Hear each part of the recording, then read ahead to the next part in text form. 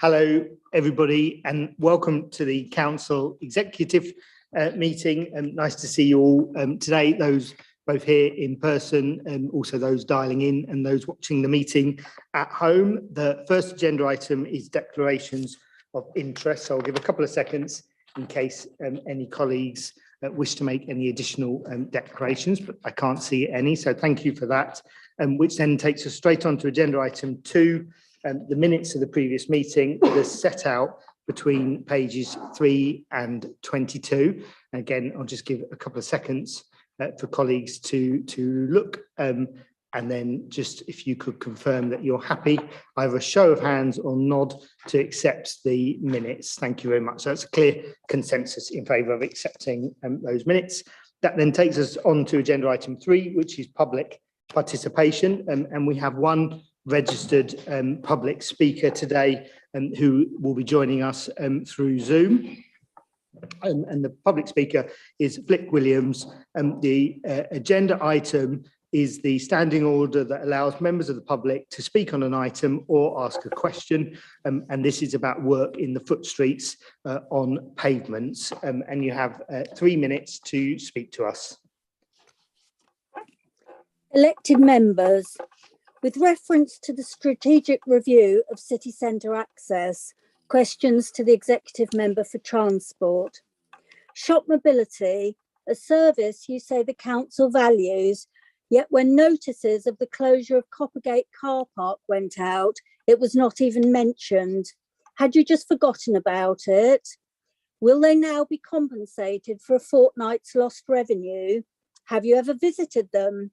If you had, you would know that their office has also been vandalised twice in the last 10 weeks. Volunteers are being constantly threatened by youth using it as a skateboard park and a drug den, not to mention abuse from non-blue badge holders using accessible spaces when it is busy. One such incident resulted in an assault on a female disabled volunteer and police were called. So much for white ribbon accreditation. Unsurprisingly, they report their clients are intimidated by this environment and are reluctant to use the service as a result. Unacceptable. So forget £10,000 to raise awareness. Fix this. Perhaps with some of the £230,000 revenue generated by the car park in a single month. Foot streets remediation works. Councillor De Goyne, who is in charge of these operations? The Heritage Officer, perhaps? Work thus far has produced no new drop curbs at the Whitmer Gate end of Collier Gate, apparently because the steel-edged curbstones put in for horse-drawn vehicles must be preserved in perpetuity. Are you or any of the officers within highways aware that in Manchester, for example, steel-edged curbs have been sunk lower to retain them, yet still permit installation of drop curbs? Why are drop curbs in Stonegate being put in without tactile paving, in blatant breach of government guidance? Why, in fact, has Stonegate been prioritised at all? It is not on the way to anywhere, not to the little blue badge space provision on the periphery, nor the car parks, which you are expecting disabled people to use, despite the excessive distance for most. Baffling, all of it. Or am I to conclude 30 seconds left. This is all just a public relations exercise, providing cover for the blatant discrimination of our exclusion? Does anyone in this council actually understand access? The Centre for Accessible Environments provides numerous training courses for continuous professional development. Might I suggest that would be a start? Thank you. Thank you very much for participating and for your comments, which I know officers will record and pass on for a response to you after the meeting. That then takes us on to agenda item 4, which is the forward plan that starts on page 23. And again, I'll give a couple of seconds. And then if I could please see again by a show of hands or nod if colleagues are prepared to accept the forward plan. So that's a consensus in favour of accepting that. Thank you very much. Which then takes us straight on to agenda item 5, which is the Finance and Performance Monitor, and that starts on page 25, and I'll hand over to Debbie to introduce this to us. Thank you. So this report outlines the finance and performance position as at the end of December 2021. The report highlights a range of budget pressures in both adults and children's social care in particular, and members will be aware that social care pressures are a national issue that's been seen in many of the councils across the country and not something that's unique to York. The summary position is outlined in table 1 at paragraph 18 and shows a forecast overspend of 4.5 million. The report then outlines the mitigation and some of the action being undertaken to deliver this forecast, and work is continuing to try and manage the overall position through robust cost control and identification of any further mitigations. However, clearly just need to make you aware that potentially these actions may not be able to manage the position to the point that the budget is balanced overall, and that if this is the case, we will need to call on the general reserve. Clearly, we've again faced a fairly unprecedented set of circumstances over the last 12 months or so, and the reserve is held to deal with these emergencies and unexpected pressures. So using reserves to balance this year's budget would, I believe, be an appropriate short-term option, especially as the financial strategy report elsewhere on the agenda does make provision for both future COVID pressures and growth in the budget for social care. There is detailed analysis of both finance and performance across all areas of the council, and that's included in the annexes to the report. And the recommendations at paragraph 9 ask members to note the information along with some specific recommendations in relation to Make It York and funding for the anti-racist city working group. Thank you very much for that. Councillor Eyre. Thank you, Chair. I'll attempt to be relatively brief. I think we continue to see the double whammy of pressures from the COVID pandemic and the impact that's having both on our services in social care and children's services, and also the significant amount of inflationary costs that has caused and many of the issues that continue to put pressure all across the council, but particularly in that particular people directorate. We continue to have a funding system which is not fit for purpose for local governments. We work within very difficult restraints. We have a sort of a budget that we can only work within. We have a very limit in terms of how we can increase that amount. And yet again, government continues not to look at the fair funding settlement in the level of detail it should have. There was further work this year which would give a one-year settlement, but we continue to have no certainty going forward about how we can deal with these pressures that we're facing.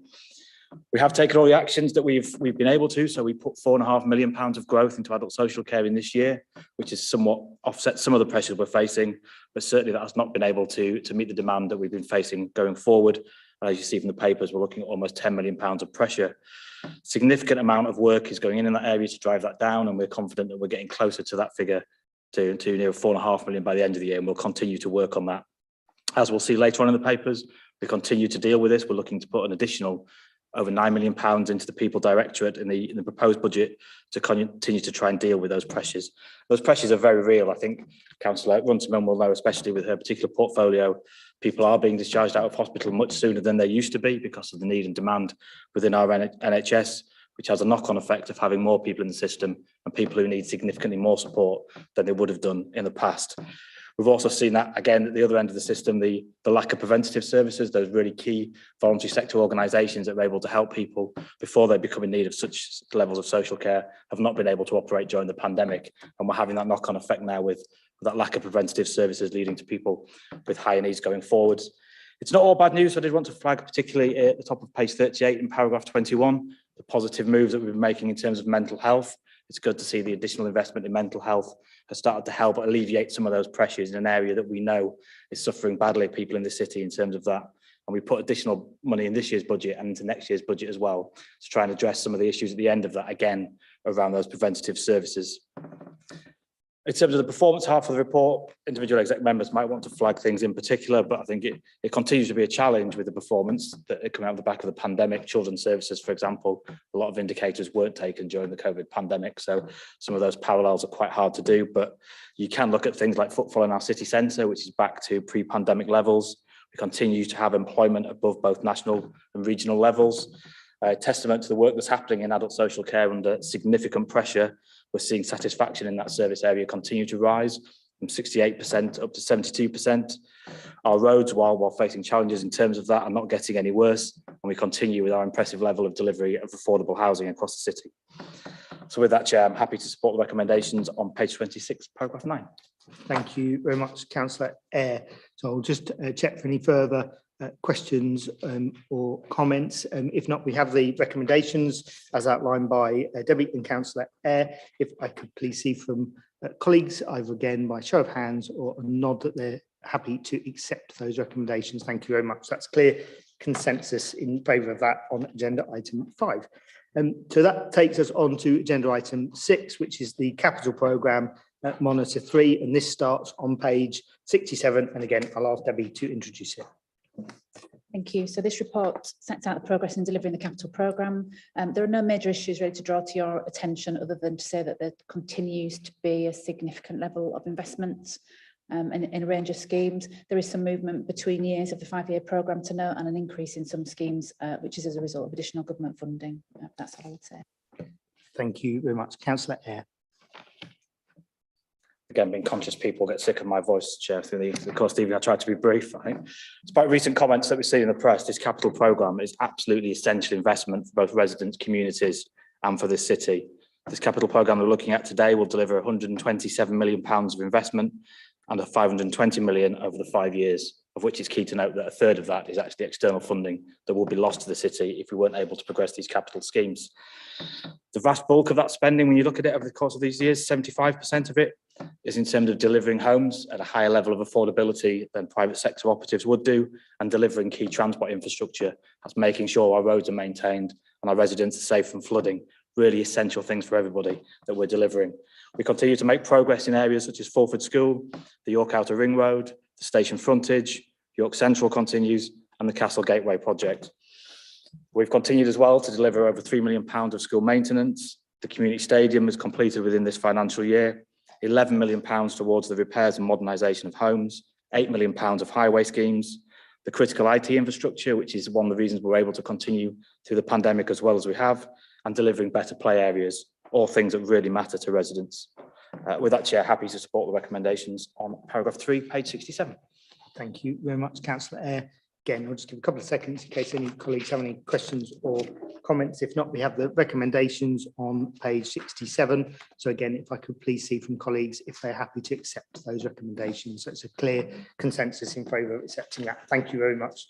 That then takes us through onto agenda item 7, which is the financial strategy, which starts on page 83. And I'll go to Debbie. Thank you. So again, this report sets out the revenue budget proposals for the next financial year, and subject to your approval tonight, we'll go on to full council on 17th February for final approval. Key issues are proposed council tax increase of 1.99% plus using the government's adult social care precept of 1%. This is the maximum increase allowed, but I do understand the majority of unitary councils are proposing the same maximum increase. The savings of 6.4 million are outlined in Annex 2.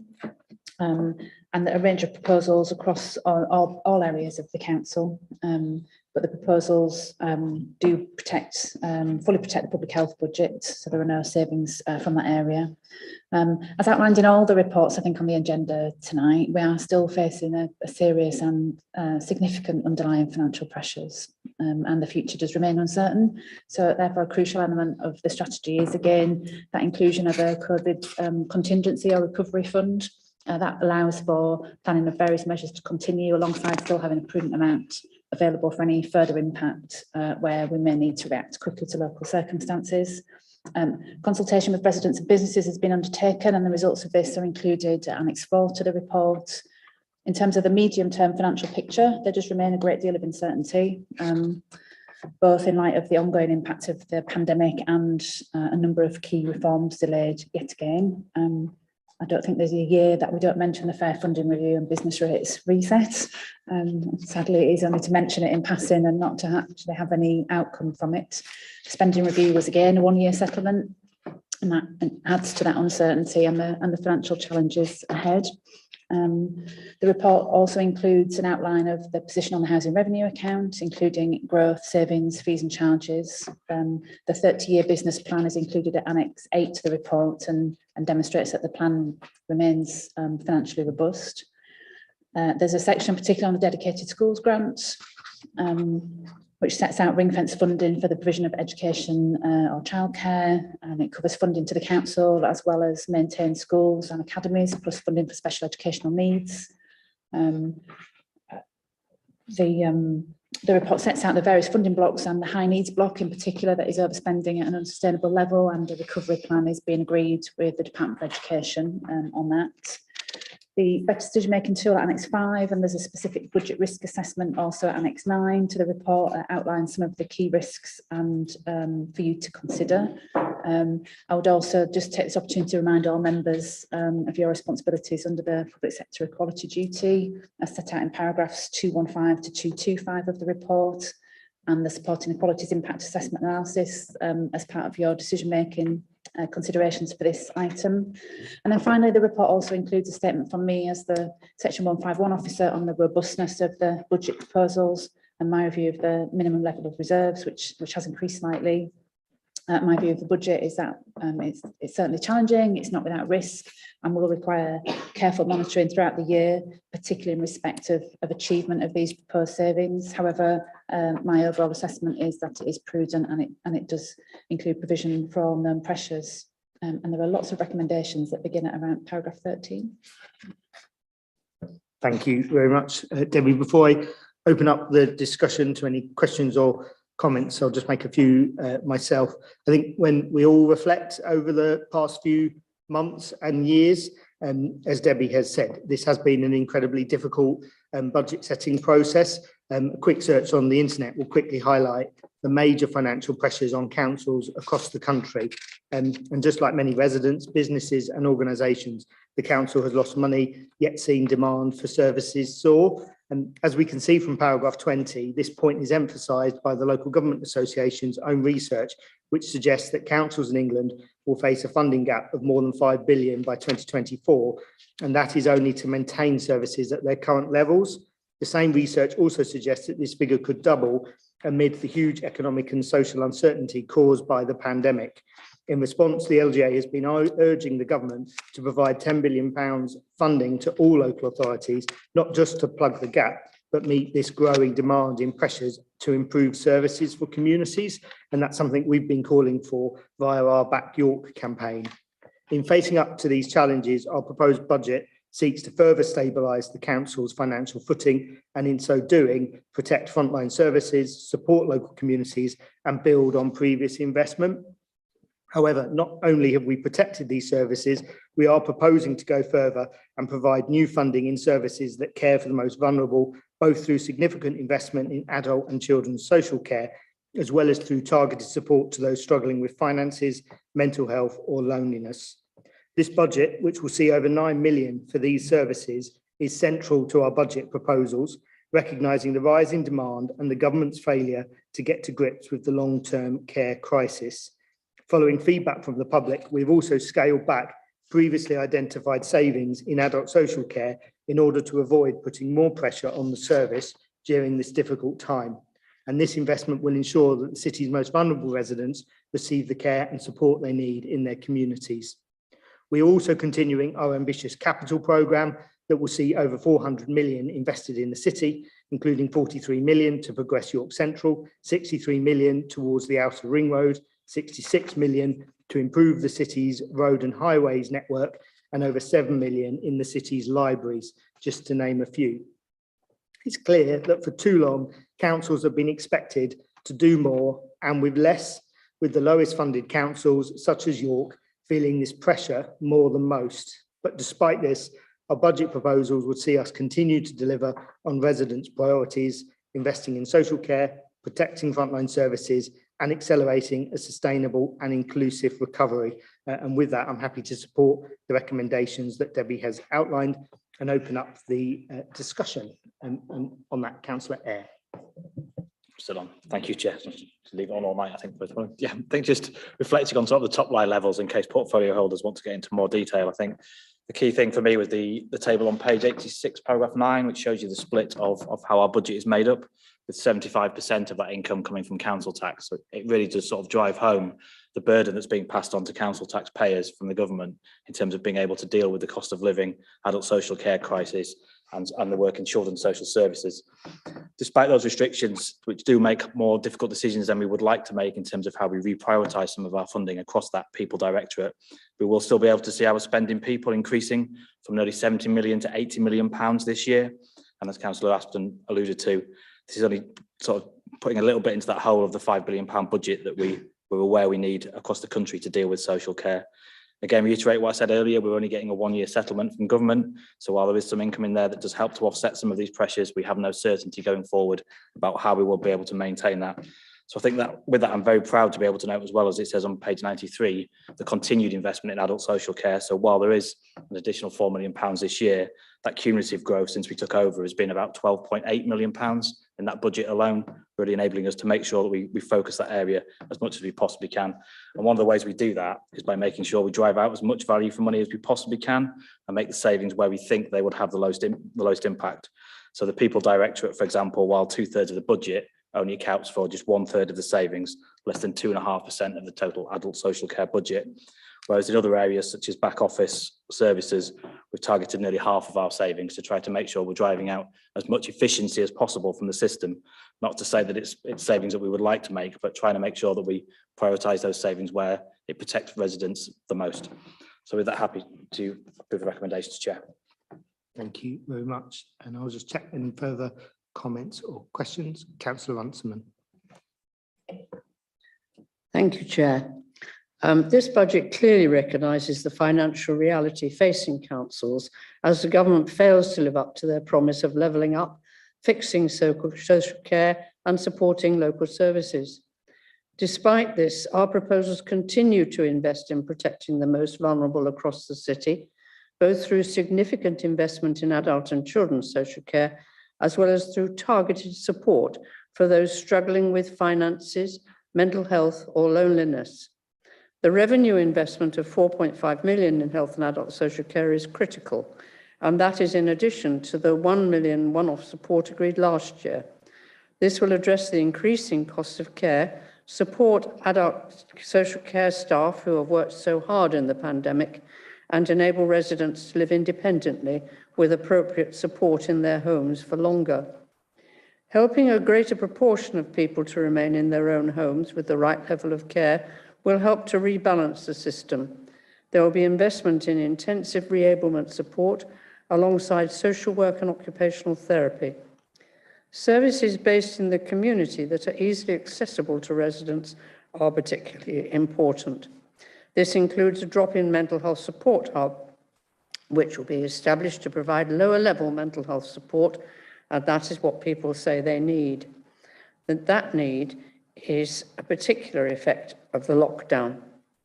Many of the challenges in the care system are clearly beyond the control of the council, but we are continuing to work with external providers to ensure safe services and consistency in care delivery. We will meet our Care Act responsibilities with market management and oversight. The government's reform of adult social care funding still has not delivered the funding that's actually needed to meet the demand. Numbers seeking help, those who receive help, and the resulting cost of that help all continue to increase. While the words might be there, the funding is not. This, combined with uncertainty brought about by short-term investment and over-reliance on a regressive council tax regime, means the system is far from being fixed. However, we will ensure services to residents, prioritising the most vulnerable, continue to be maintained. Thank you, Chair. Thank you very much.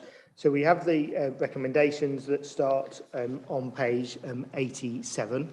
So if again, I could please see from colleagues if they're happy to accept those recommendations. And thank you very much. So it's a clear consensus in favour of accepting those recommendations.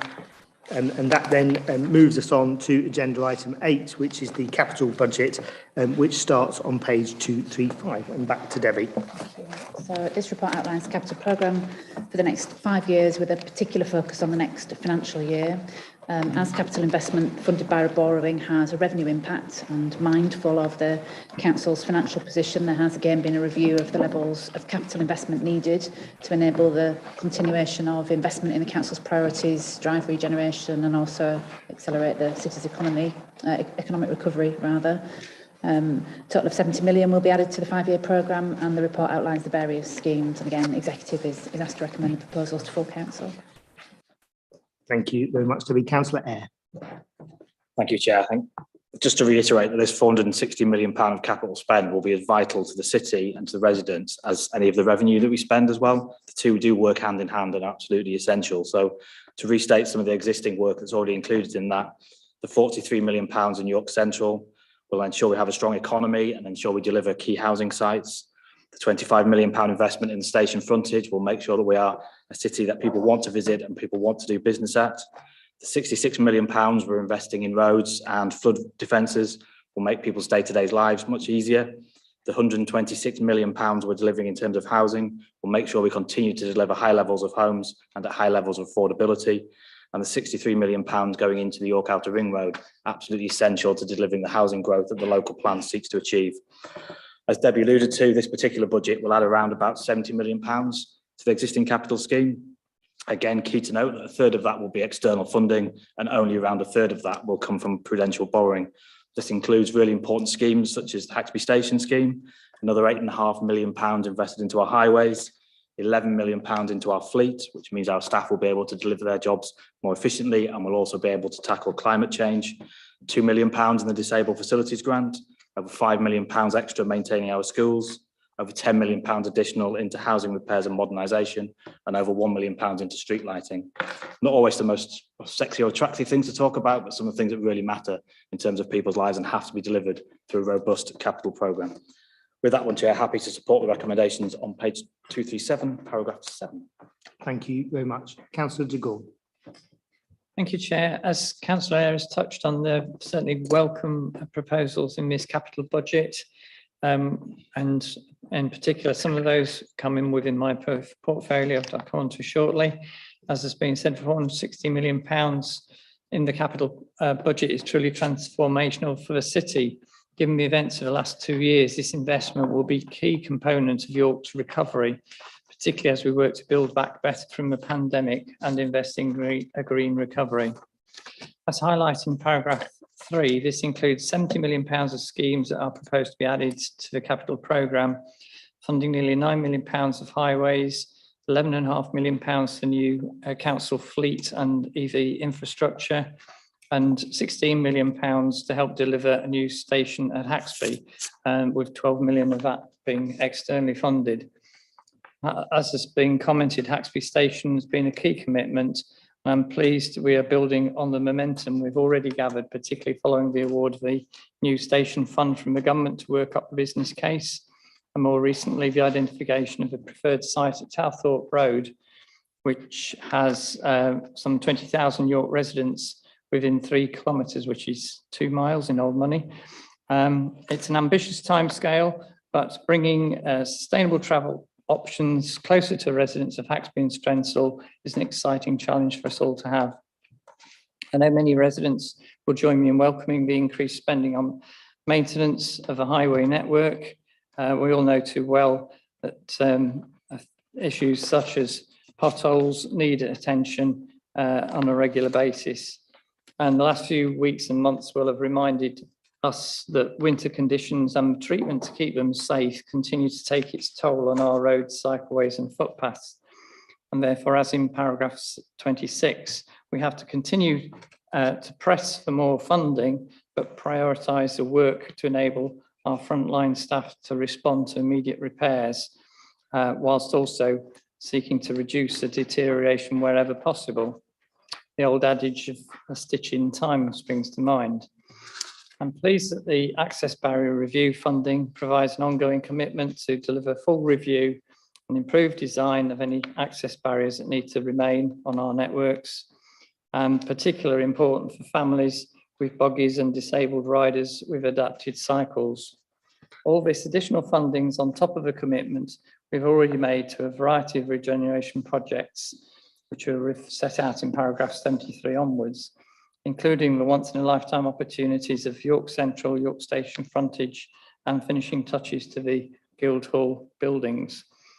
And finally, the Castle Gateway plan, which includes provision for a brand new world-class public space next to Clifford's Tower, walking and cycling entrance to the city over a new bridge over River Foss, and more city centre living accommodation.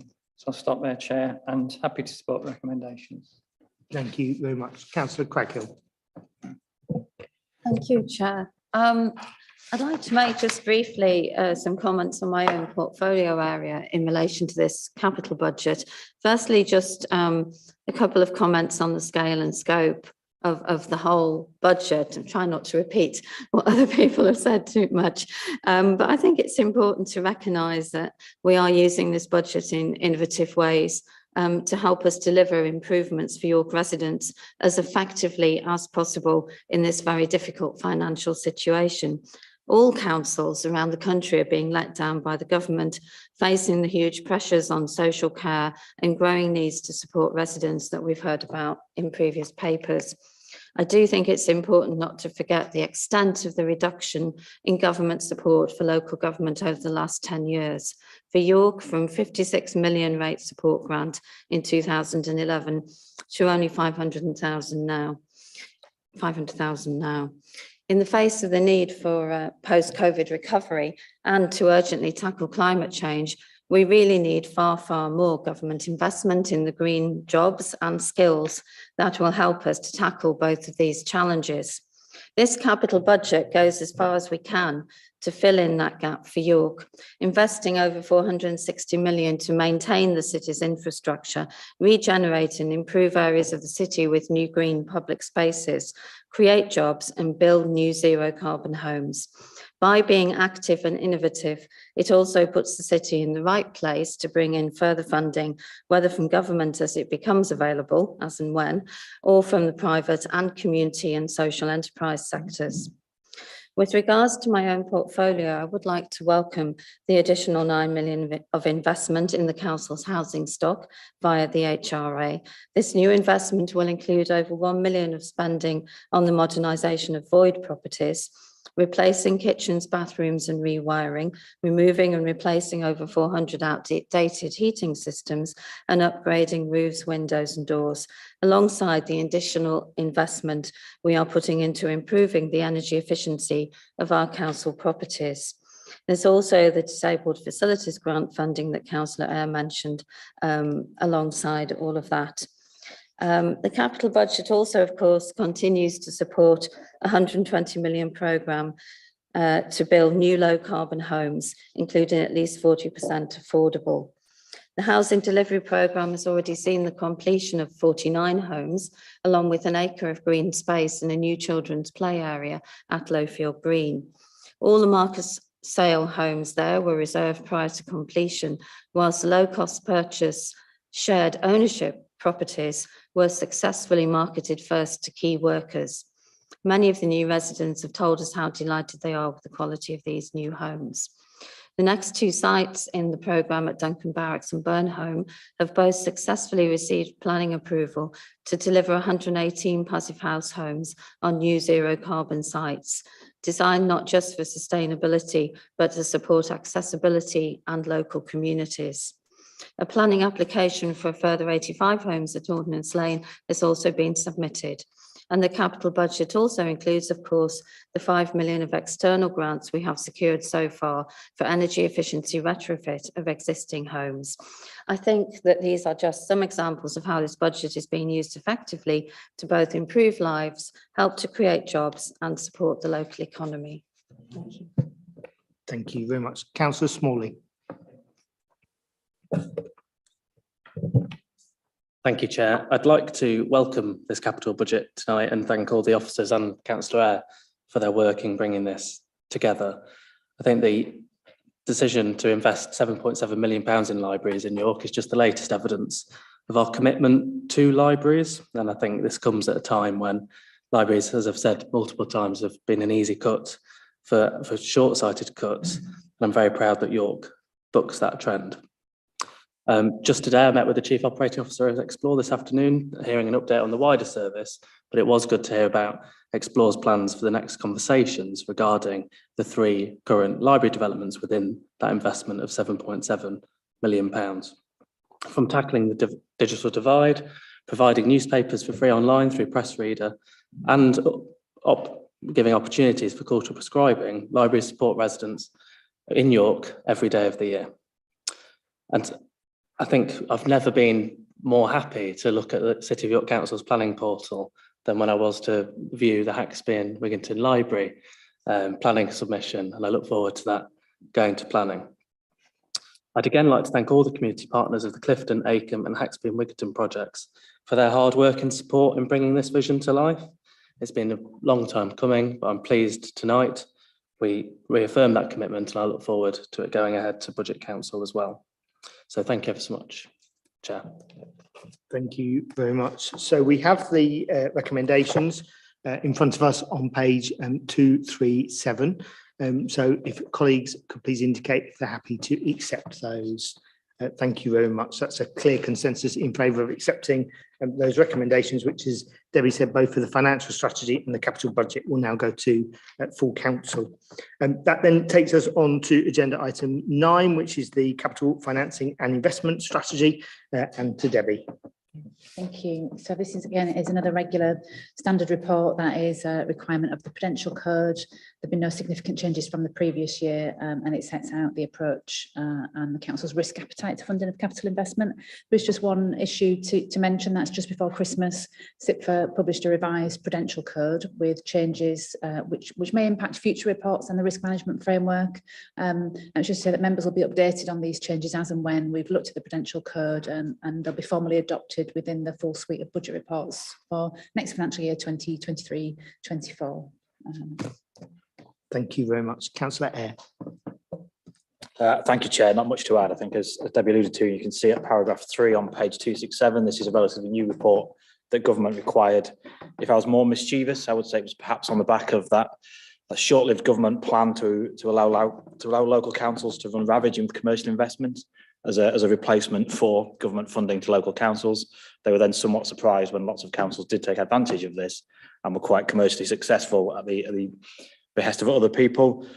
They've started to roll back on that now, and it's something that I think is clear that in York we've not done. We're not in the situation of a Nottingham or a Croydon or anywhere that's looked to invest heavily in our commercial portfolio at high levels of risk. I think, as you see on page 275, we do make a good income of around £6 million a year on our commercial portfolio. And it's also a commercial portfolio that allows us to have leverage in certain areas of development within the city where we otherwise wouldn't have that. So I think with that, Chair, happy to agree the recommendations at paragraph 2 on page 267. Thank you very much. So again, I'll just give a couple of seconds in case any comments or questions from colleagues. If not, we've got the recommendations in front of us. So if I could please see those that are happy to accept those recommendations. So that's a clear consensus. Thank you very much. Which then takes us through onto agenda item 10, the Treasury Management and Strategy Settlement and the Prudential Indicators. And back to Debbie. Thank you. So again, this is another statutory report required by the Prudential Code. There is a proposed change to the MRP policy that's outlined in the papers, but otherwise there are no significant changes in the strategy to bring to your attention. And then just to mention, the report will be considered by Audit and Governance Committee in their scrutiny role at their March meeting. We couldn't quite get it on their agenda before. Thank you very much. Councillor Eyre. Very little to add, Chair. It was one of those reports that used to be of interest to me as an audit and governance chair, just in terms of its long-term forecast for interest rates. But given the fact that they haven't really moved in the last 15 years, that one sole interesting part was kind of taken away. So it's very important in terms of how we're managing the finances, and something that audit and governance do, as Debbie said, do go through as well. So it's there for information. Happy to support the recommendations. Thank you very much. Again, give a couple of seconds in case any questions or comments. Councillor Kilbane. Thanks, Chair. Debbie, can I just ask about the level of gross projected debt on page 287? So going up from 390 million 21-22 to 544.9 million and 26-27. Where that 544 figure, where does that sit historically? Is that the highest level of debt we will have seen, or have we been in more indebted positions previously? I don't know that, councillor, I'd have to go away and check as to what the historic levels of debt have been. I don't have that information, my friend. Thanks. Thank you very much. So we have the recommendations in front of us on agenda item 10. So if I could please see if colleagues are happy to accept those. That's a clear consensus in favour of accepting that. Thank you very much.